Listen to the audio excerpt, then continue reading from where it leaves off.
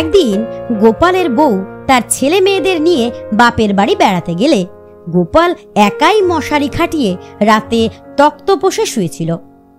অনেক রাত্রে একটা কিসের শব্দে গোপালের ঘুম ভেঙে গেল। সে মশারির ভেতর দিয়ে দেখল একটা ছিঁচকে চোর শীত কেটে ঘরে ঢুকছে। গোপাল কোনো সাড়া শব্দ না দিয়ে চুপ করে শুয়ে রইল। চোর ঘরের চারিদিকে দেখতে লাগলো, কি চুরি করবে ভাবতে লাগলো। সেই রকম কিছু না পেয়ে সে একটা জালার কাছে এলো, দেখলো জালা ভর্তি চাল। ওদিকে গোপাল নাক ডেকে ঘুমানোর ভান করতে লাগলো।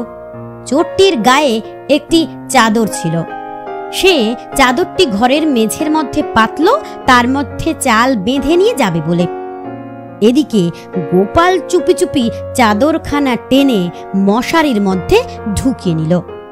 চোর ভাবছে মেঝেতে চাদর পাতাই। সে জালা থেকে চাল তুলে মেঝেতে রাখতে লাগলো। বেশি কিছুটা চাল নেবার পর চাদরটা বাঁধবে বলে অন্ধকারে চাদরটা খুঁজতে লাগলো, কিন্তু চাদরটা পেল না। এমন সময় গোপাল মশারির ভেতর থেকে বলে উঠল, চাদরটা মশারির মধ্যে।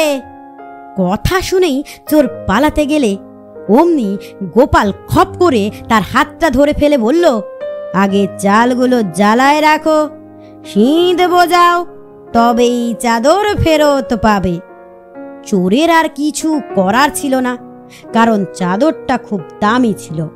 ওটা একটা বড় লোকের বাড়ি থেকে চুরি করেছে। তাই চাদরের মায়ায় পড়েই সে চালগুলো তুলে রাখলো, শীত বুঝিয়ে দিল। তারপর গোপাল চোরটাকে বেশ কয়েক ঘা দিয়ে চাদরটা ফেরত দিল।